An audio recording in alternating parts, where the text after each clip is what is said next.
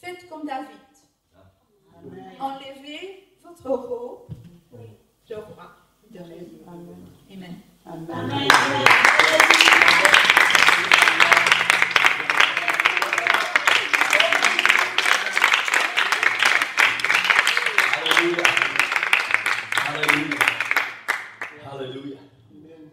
Alléluia. Alléluia. Amen. Amen. Gloire au nom du Seigneur. Alléluia. Alléluia. Alléluia. Je voulais entamer la prédication, mais j'avais cette pensée. Alors je vais continuer avec cette pensée. Amen. Amen. David a dressé une tente à Jérusalem, dans la cité de David, pour y faire revenir l'arche de l'Alliance. L'arche de l'Alliance symbolisait la présence de Dieu. Au-dessus de l'arche de l'Alliance, il y avait ces deux chérubins qui joignaient leurs ailes et Dieu se tenait en dessous. Cette arche de l'Alliance avait été volée. Et David a préparé une place à Jérusalem, dans la cité de David, pour que la présence de Dieu soit à nouveau au milieu de son peuple.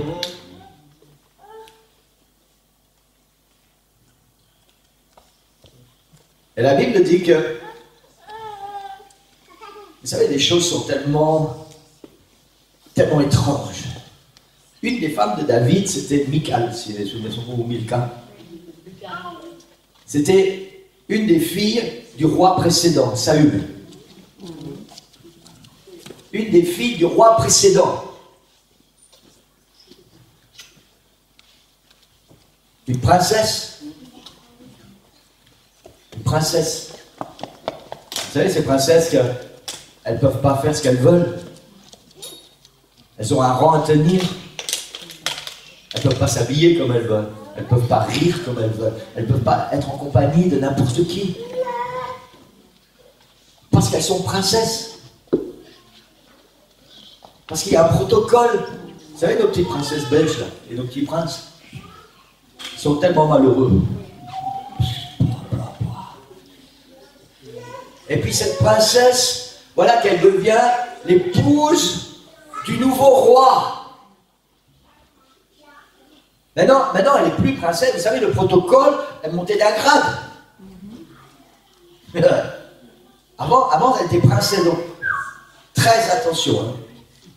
Maintenant, elle est reine. Elle est l'épouse du nouveau roi. Et si vous regardez bien, notre reine Mathilde, elle ne va pas faire n'importe quoi. Hein. J'aime bien cette femme. Elle présente bien, elle a un style, elle a de la classe. Et je crois que les Belges, vous devez être fiers de la reine Mathilde. Amen. Elle a la classe. Mais il y a un protocole. Elle ne peut pas faire ce qu'elle veut. Bon, peut-être que quand ils sont en privé avec le roi Philippe, peut-être qu'ils rigolent, ils lancent des blagues. Hein. Je ne sais pas, certainement. Mais il y a un protocole à respecter. David était roi d'Israël. Vous savez, ce n'était pas n'importe quel roi. C'était le roi du peuple de Dieu.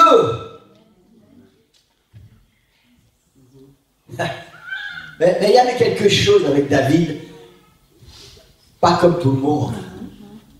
La Bible dit, c'est écrit dans la prédication d'aujourd'hui, on va y revenir tout à l'heure, peut-être, je ne sais pas. La Bible dit que Dieu s'est choisi. C'est Dieu qui a choisi David, hein. C'est pas David qui a dit à Dieu, hey, Dieu, je suis là, peut-être tu peux m'utiliser pour te servir. Non, non, Dieu s'est choisi David. Et il dit, pourquoi? Il dit parce que c'était un homme selon son cœur. Dieu aimait le cœur de David. Parce qu'il avait le même cœur que Dieu. Et la particularité entre Saül et David, c'est que Saül cherchait la gloire, cherchait l'honneur. Il voulait que c'est moi le roi. David voulait donner la gloire et l'honneur au Dieu d'Israël. C'est tout ce qui l'importait. C'est tout ce qui l'importait. Toutes les prières de David, c'était pour que le Seigneur soit élevé et que lui s'abaisse. Et voilà que David décide que maintenant le temps est venu. Que la gloire du Seigneur revienne à nouveau au milieu de son peuple. Et il a fait ce que la sœur Lydia a dit. La Bible dit, David a enlevé ses vêtements royaux Parce que, vous savez, ce vêtement l'empêchait d'être libre. Il y avait un signe extérieur qui l'empêchait de se libérer. Ce signe de royauté, ce vêtement royal, empêchait David. Il y avait ce qu'il y avait à l'intérieur, il y a quelque chose qui brûlait, et puis il y avait ce manteau du protocole. Et tout le monde avait les yeux rivés sur le roi David. Que va-t-il bien faire? Et la Bible dit, David a enlevé son manteau. Il a enlevé le protocole. Il a brisé les chaînes. Il a donné la gloire au Seigneur. Amen. Et la Bible dit quelque chose d'extraordinaire. Elle ne dit pas que David a seulement dansé pour le Seigneur. Pour ceux qui connaissent leur Bible, qu'est-ce que la Bible dit? Il y a quelque chose en plus dans cette phrase. Non, mais là, dans le fait de danser. Yes, yes. Amen. David dansait de toutes ses forces devant l'Éternel. Et c'est ça qui a fait la différence. De toutes ses forces, c'est-à-dire tout ce que David, toute l'énergie que David possédait, il l'a donnée pour louer l'Éternel. Et vous savez, c'était tellement fort, c'était tellement puissant que sa femme l'a regardé de la fenêtre. Et elle a eu honte pour le roi d'Israël. Elle a dit, comment le roi peut-il s'abaisser à des choses comme ça, aussi viles? En fait, elle disait, comment le roi peut-il donner à Dieu la gloire au lieu de prendre la gloire pour lui? Pourquoi le roi a-t-il enlevé son manteau royal et élevé le Seigneur, Dieu d'Israël?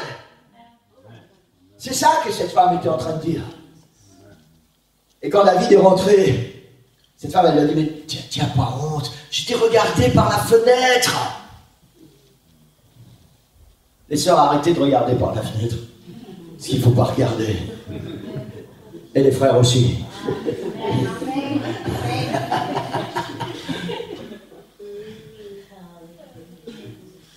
Elle a dit à David, je t'ai vu par la fenêtre. Mais est-ce que tu n'es pas honteux? Toi, le roi d'Israël, et tu as vu ce que tu as fait.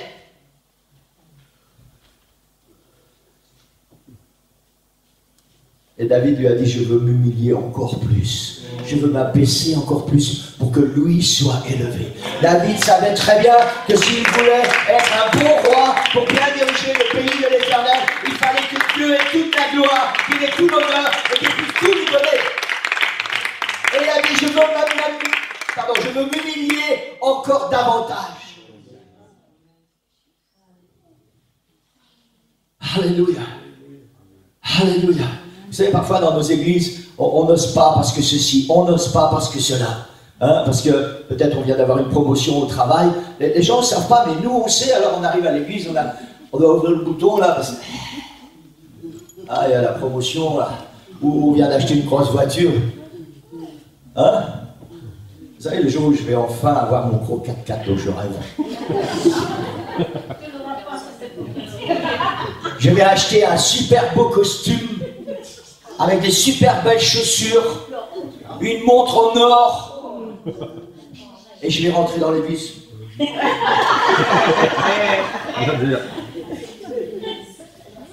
Mais vous savez, spirituellement, là je blague, spirituellement parfois c'est ce que nous faisons, parce qu'il y a des choses dans la vie qui font que nous nous prenons pour quelqu'un. Au-dessus de David, il n'y avait rien, il n'y avait personne. C'était le grand roi du peuple de Dieu. Même les autres rois de la terre n'étaient pas aussi importants que David. Il était le roi du peuple de Dieu. Au-dessus de David, il n'y avait rien ni personne. Il aurait pu se la péter, comme on dit. Hein? Mais non, il a enlevé son manteau royal dans la présence du Seigneur. Dans la présence du Seigneur. Vous savez pourquoi? Pour faire rentrer cette arche de l'alliance. C'est tellement symbolique. Cette arche de l'alliance où au-dessus de ce couvercle, il y avait ces chérubins qui se rejoignaient avec leurs ailes. Et sous les ailes des chérubins, il y avait la gloire du Dieu d'Israël. Et David voulait que cette gloire soit là, près de de lui. Alors il était prêt à s'humilier, à s'abaisser pour que la gloire de Dieu soit là réelle. Amen. Alléluia. Alléluia. L'église, il y a une leçon tellement puissante, tellement importante. Tellement importante. Il y a des millions de raisons qui peuvent nous empêcher d'enlever ce manteau et de courir dans la présence du Seigneur et de lui donner la louange et la gloire. Amen. Amen. Alléluia. Vous savez, un jour sur le chemin où Jésus passait, il y avait un aveugle qui s'appelait Bartimée. Pour ceux qui ne savent pas, Bartimée, ça veut dire fils de Timée. Tout simplement. Bar, c'est fils. Fils de Timée. Il y avait un aveugle et Jésus passe. Il y a une grande foule avec Jésus, il y a des gens qui crient, il y a des gens qui bousculent parce que tout le monde veut toucher Jésus, tout le monde veut être guéri, tout le monde veut le voir de tout près. Et ça devait être très très bruyant. Et puis Bartimée entend, mais il ne voit pas, il est aveugle. Et il demande, il dit, qu'est-ce qui se passe? Est-ce que quelqu'un peut me renseigner qu'est-ce qui se passe? Et quelqu'un lui dit, c'est Jésus de Nazareth qui passe. Et là, il se produit quelque chose dans le cœur de Bartimée. Parce qu'il ne voit pas, et il a entendu. Il a entendu parler de Jésus. Il a entendu ce que Jésus fait. Et il dit, moi, aujourd'hui, c'est mon jour. Et la Bible nous parle que Bartimée avait un manteau. On ne sait pas à quoi ressemblait ce manteau. Certainement qu'il ne devait pas faire très chaud ce jour-là, puisqu'il avait le manteau sur lui. Peut-être que ce manteau le tenait confortable. Peut-être qu'il l'empêchait de bouger ou de faire certaines choses. Mais il y avait quelque chose avec ce manteau. Parce que la Bible dit que dès qu'on a dit à Bartimée, c'est Jésus, il s'est levé et il a enlevé son manteau. Dès que Jésus a fait appeler Bartimée, il a jeté son manteau et il s'est levé. Il s'est débarrassé de ce qui l'empêchait, de ce qui aurait pu l'empêcher d'arriver dans la présence de Jésus. La Bible ne nous donne pas les détails de ce manteau. Pourquoi? Ce qu'il y avait avec ce manteau.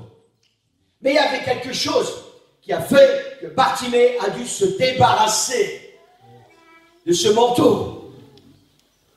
Peut-être que ce manteau, tout simplement, lui tenait chaud. Peut-être qu'il faisait froid et ce manteau lui tenait chaud. Les gens, eux, ils avaient chaud parce qu'ils étaient dans la foule, ils se réchauffaient mutuellement, ils criaient, ils bougeaient, mais on ne sait pas.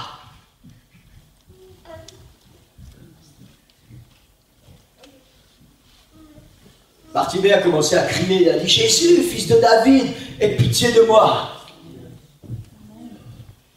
Essayez d'imaginer la scène. Bartimée, il est assis là. Il est assis.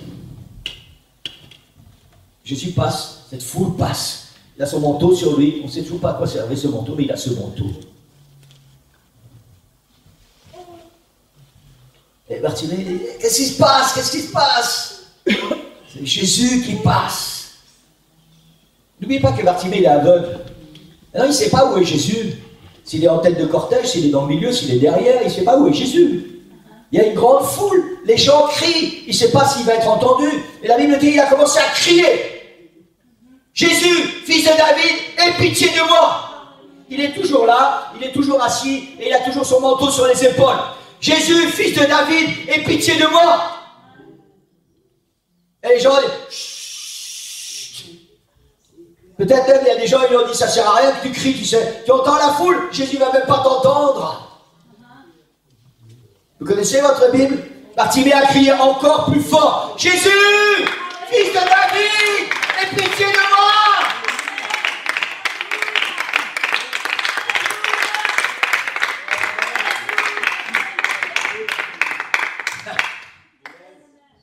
Vous savez quoi? Même avant Jésus arrive près de Bartimée, avant que Bartimée n'ouvre la bouche, Jésus avait déjà entendu sa voix. Amen. Et la Bible dit, Jésus s'est arrêté pour Bartimée. il s'est arrêté pour Bartimée. Et Bartimée a jeté son manteau, s'est levé et il a accouru vers Jésus. Et Jésus l'a béni. Amen. Bartimée a dû se lever, il a dû jeter son manteau et il a dû aller vers Jésus. Vous savez, ce matin, Jésus passe. Jésus est là. Et je ne sais pas à quel coin tu es assis, quel manteau il y a sur tes épaules et quelle est ton infirmité. Mais il y a une certitude, c'est que Jésus passe et il y a quelque chose pour toi ce matin.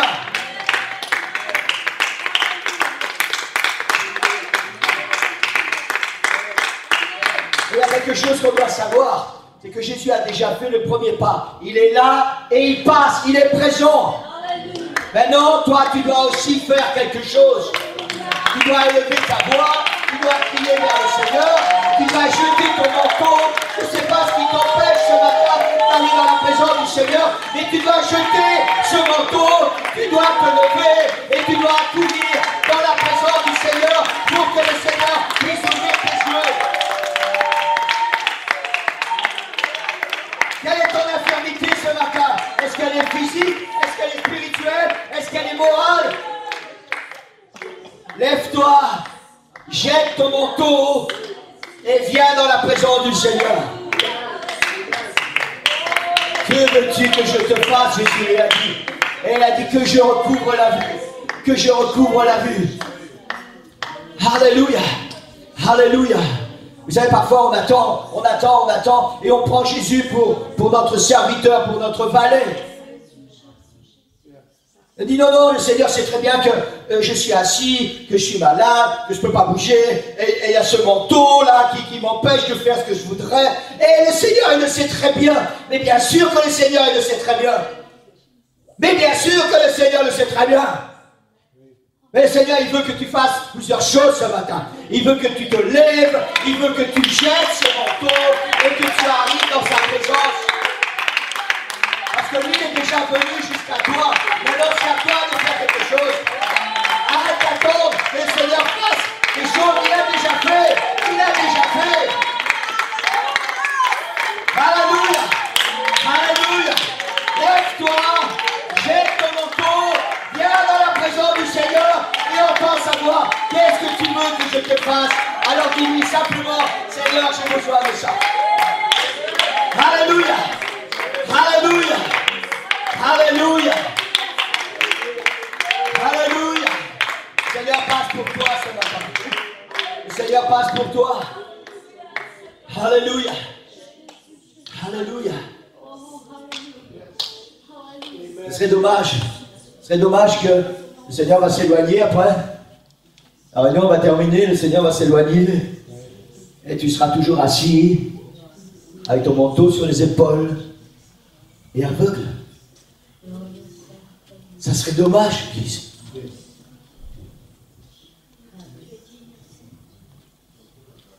Alléluia. Je ne sais pas ce qu'il y a dans ton cœur ce matin. Mais tu sais, pour venir dans la présence du Seigneur, je sais qu'il faut du courage. Il a certainement fallu du courage à Bartimée. Parce que c'était un mendiant, vous savez. C'était pas quelqu'un comme tout le monde, c'était un mendiant. Les gens avaient du mépris pour les mendiants. Peut-être que tu penses que les gens ont du mépris pour toi, ou peut-être même que toi-même tu te méprises à cause de ce que tu es ou ce que tu crois être. Mais l'important, c'est pas ce que tu crois. L'important, c'est pas ce que les gens pensent de toi. L'important, c'est que Jésus est là, ce matin, il passe, et même s'il y a une foule autour de lui, il est là pour toi, il entend ta voix, et il veut s'arrêter juste pour toi.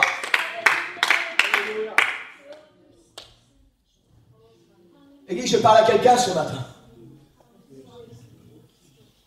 Alléluia. Alléluia. Qu'est-ce qui t'empêche de jeter ton manteau, de te lever et de venir dans la présence du Seigneur? Qu'est-ce qui t'empêche? Ton orgueil?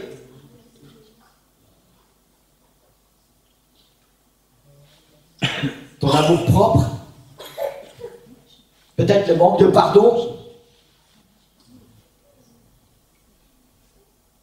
peut-être des blessures qui n'arrivent pas à guérir.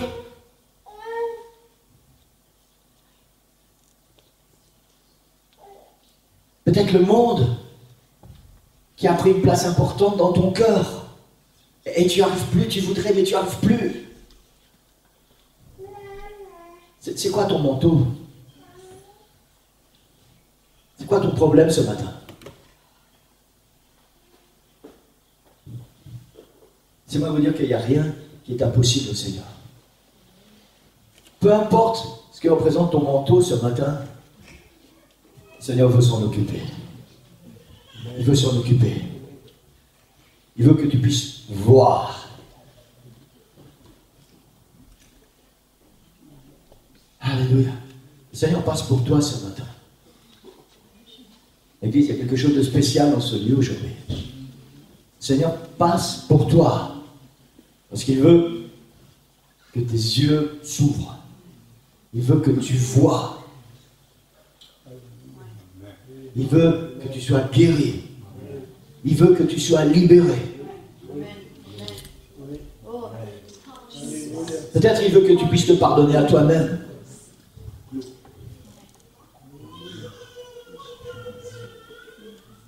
J'ai fait une expérience extraordinaire dans ma vie, Élise. Quelqu'un m'avait fait du mal. Tellement mal. Quelqu'un que j'aimais beaucoup, que j'appréciais beaucoup, que j'honorais beaucoup. Quelqu'un m'a fait très mal. Et il y a une grande plaie qui a été ouverte dans mon cœur. Et je pensais que jamais, jamais elle ne pourrait se refermer. Et jamais je ne pourrais pardonner. Et je sais ce que David a pu ressentir quand il disait « Tant que je me suis tu, mes os se consumaient à l'intérieur. Je me desséchais à l'intérieur à cause de ce sentiment de haine que j'éprouvais pour cette personne qui m'avait fait tellement mal. » Et je disais « Seigneur, je ne pourrai jamais pardonner. Pour tellement de bonnes raisons. »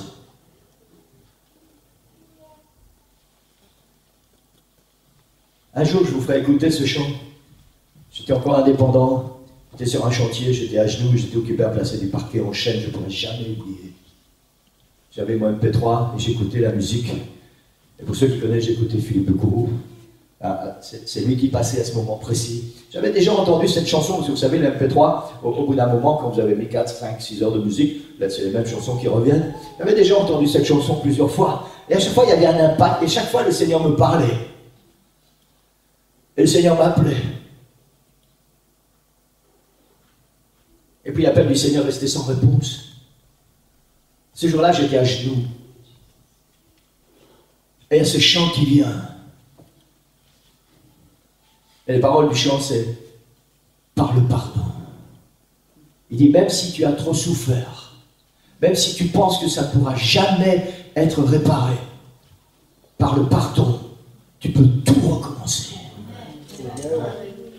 Et vous savez quoi? J'ai commencé à pleurer comme un gosse. Et il aurait pu rentrer n'importe qui sur le chantier, les clients auraient pu arriver, je m'en foutais complètement. J'ai commencé à pleurer comme un gosse. Et j'ai dit, Seigneur, je veux pardonner, parce que je veux guérir. Et je veux que cette personne à qui je ne peux pas pardonner, je veux qu'elle aussi guérisse.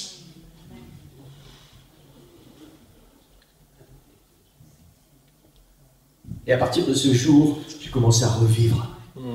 À revivre. Vous savez, quand on arrive à pardonner, la première personne qui est bénie, c'est vous.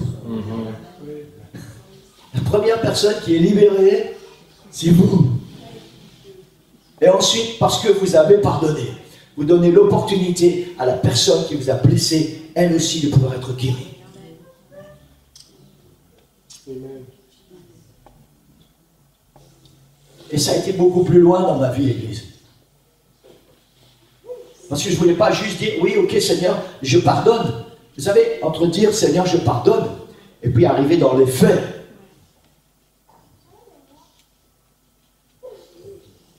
Alors il a dû se passer des choses dans ma vie. J'ai dû travailler avec moi. Il a fallu que mes actes, que mon cœur soient en accord avec mes paroles. J'ai dû faire des choses. J'ai même été voir cette personne et moi je lui ai demandé pardon. Parce que comme j'ai travaillé avec tout ça, le Seigneur m'a dit, tu vois, toi tu as été blessé. Mais tu sais quoi? Certainement que toi aussi tu as blessé des gens.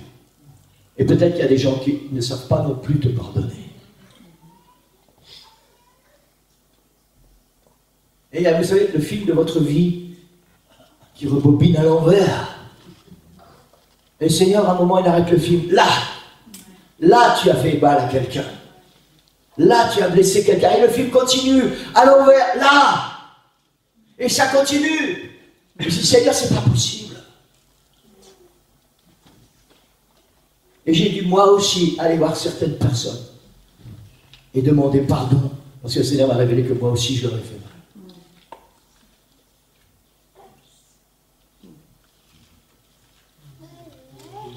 Je ne sais pas, c'est quoi ton manteau? Mais ce matin, il faut que tu jettes ton manteau.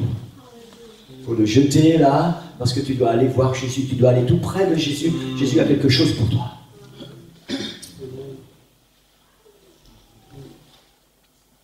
Tu peux choisir, continuer d'être aveugle, continuer d'être un mendiant, tu vas continuer de te mépriser toi-même et d'être méprisé par les autres. Ou tu peux choisir maintenant de dire, à partir d'aujourd'hui, ma vie va être différente.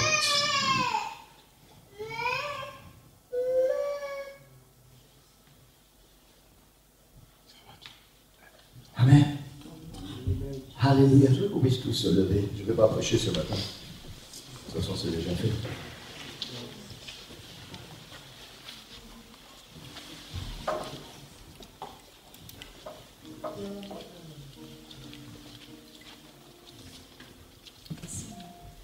Cette nuit, j'ai fait un rêve. Et j'étais dans une grotte. C'était tout noir. Vraiment tout noir. Il y avait des grenouilles. Alors que moi, j'ai une phobie des grenouilles. Mais ce n'est pas la petite bête, c'est l'esprit qui est derrière. C'est ça qui fait que je suis mort depuis des années et des années. Depuis que j'avais 7 ans, j'ai cette phobie. Et alors j'étais là, il y avait quelqu'un, je ne pouvais pas voir qui c'était une personne. Et je pouvais de nouveau sortir de là, à cause des peurs que j'avais de ces grenouilles. Et je sortais, et voilà que cette personne me disait, il faut de nouveau aller dans la grotte, il faut rester. Alors moi j'ai dit, non, je n'y retournerai plus jamais dans cette grotte. C'est ça que Dieu m'a montré. Je pense que c'est peut-être spirituel pour moi, personnellement, mais je pense que c'est pour toute l'Église. Il faut vraiment sortir de la grotte. Parce qu'il est noir, il est négatif, il est vilain, c'est affreux. Il faut vraiment sortir de cette grotte. Dans le nom de Jésus.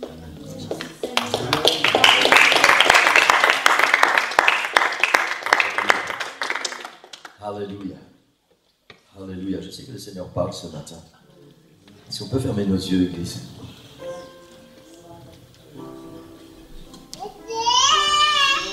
Peut-être que la voix que tu entends, c'est celle que Bartimée a entendue. Laisse Jésus tranquille. De toute façon, il ne va pas t'entendre. De toute façon, il ne peut rien faire pour toi. Il est occupé avec d'autres.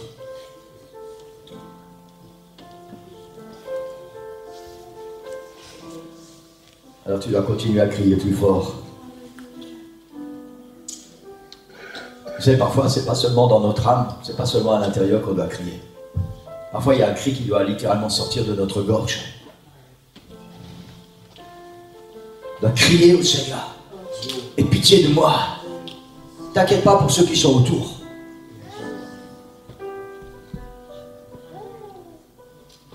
Il y a un manteau que tu dois tomber ce matin. Je ne sais pas c'est quoi ton manteau. Mais Jésus est là et il s'arrête pour toi. Tu dois te lever, jeter ton manteau et tu viens dans la présence du Seigneur.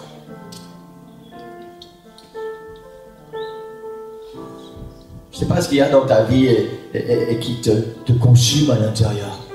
Tu sais, ce sentiment ou cet événement qui s'est passé, qui a volé ta joie, qui a volé ton épanouissement, qui a volé tes envies, tes engagements, qui fait que maintenant il y a quelque chose de fade, de terne dans ton cœur.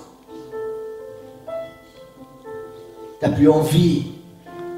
Il n'y a plus cette joie qui était là avant, qui te poussait, ce qui te donnait envie de faire les choses.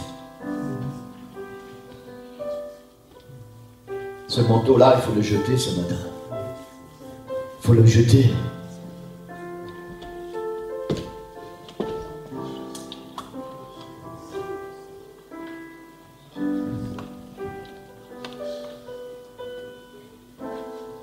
Et c'est important que tu puisses dire au Seigneur, certainement que tu entends la voix du Seigneur maintenant dans ton cœur.